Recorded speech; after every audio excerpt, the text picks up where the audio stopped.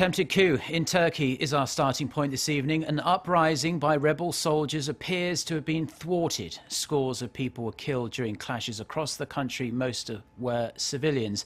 The reprisals against those responsible are already being meted out. Shin Se-min reports.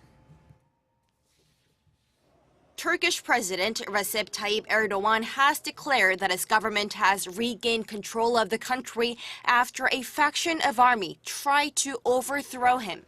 He said certain elements of the military are guilty of treason after violent clashes in Ankara and Istanbul left at least 90 people dead and more than 1,000 injured. Turkey's acting army chief says more than 104 plotters have been killed and 1,563 soldiers who had taken part in the coup had been arrested, including almost 30 colonels and 5 generals. It all began when Turkey's top military officials declared they had taken control of the country late Friday night, rattling major infrastructure in Istanbul and Ankara, including the parliament building, which was rocked by nearby explosions. Armed soldiers were spotted at strategic points across both cities. Jets flew low over Ankara, and local broadcaster CNN Turk was taken over by forces, even cutting live broadcast.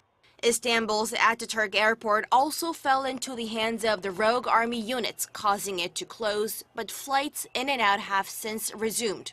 As the coup attempt was happening, Erdogan took to FaceTime, urging citizens to take to the streets and rally in public squares to rise up against the coup attempts as he flew back from his holiday resort in the southwest of the country.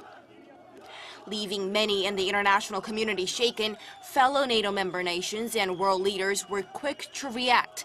U.S. President Barack Obama called on all parties in Turkey to support the democratically elected government and show restraint.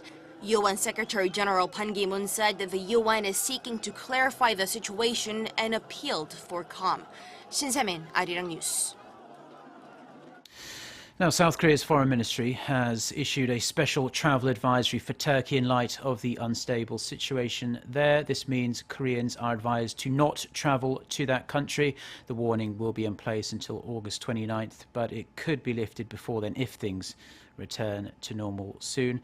Around 100 Korean nationals who were stuck in Istanbul's Ataturk airport as this coup attempt was happening are still awaiting flights out, but are confirmed to be safe.